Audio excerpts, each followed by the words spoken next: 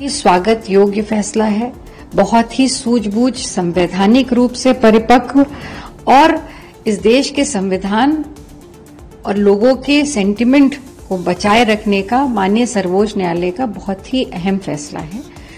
हम इसका स्वागत भी करते हैं और सबसे बड़ी बात यह है कि जिस तरह से खासकर उत्तर प्रदेश में लगातार ये घटनाएं हो रही थी और सबसे बड़ी बात ये थी कि बुलडोजर चलाए जा रहे थे ये बता करके कि वो अपराधी हैं, पर अपराधी के साथ साथ कुछ मामले ऐसे भी संज्ञान में आए जो विचाराधीन मामले थे, उनके भी प्रॉपर्टीज पे बुलडोजर चलाया गया डर व्याप्त करने के लिए, भय व्याप्त करने के लिए, या ये कह करके कि ये अंकुश लगाएगा अपराध पर किसी भी तरह से इस सरकार के इस कृत्य से उत्तर प्रदेश में खासकर मैं कहूंगी कि अपराध रुका नहीं।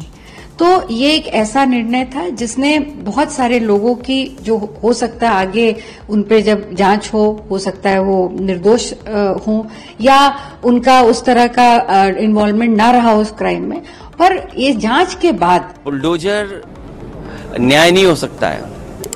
बुलडोजर अनकॉन्स्टिट्यूशनल था। बुलडोजर लोगों को डराने के लिए था। बुलडोजर जानबूझ करके विपक्ष की आवाज को दबाने के लिए था। मैं धन्यवाद और बधाई दूंगा सुप्रीम कोर्ट के इस फैसले को जिसने बुलडोजर को रोकने का काम किया है।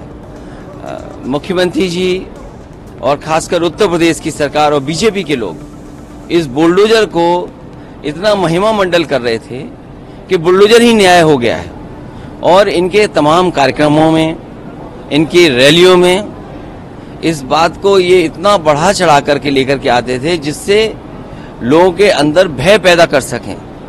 अब जब सुप्रीम कोर्ट का फैसला आ गया है, मैं समझता हूँ बुलडोजर रुकेगा और न्यायालय से न्याय मिलेगा। ग्लोरिफिकेशन के ऊपर भी किसको ग्लोरीफाई जिस तरह से किया जाता था, ये तरीका था भारतीय जनता पार्टी का लोगों को डराने के लिए। उन्होंने न्याय के लिए बुलडोजर बना दिया था। बुलडोजर अन्याय का प्रतीक हो सकता है, न्याय का प्रतीक नहीं हो सकता। माननीय उच्चतम न्यायालय ने बहुत ही न्याय संगत, विधि संगत ये निर्णय दिया है और इस निर्णय से माननीय उच्चतम न्यायालय की गरिमा और गौरव पूरे देश और दुनिया में बढ़ा है। इसका हम स्वागत करते हैं। क्या कहना चाहते हैं, लगातार जो बुलडोजर की कार्रवाई हो रही थी उसको अब थोड़ा विराम लगेगा?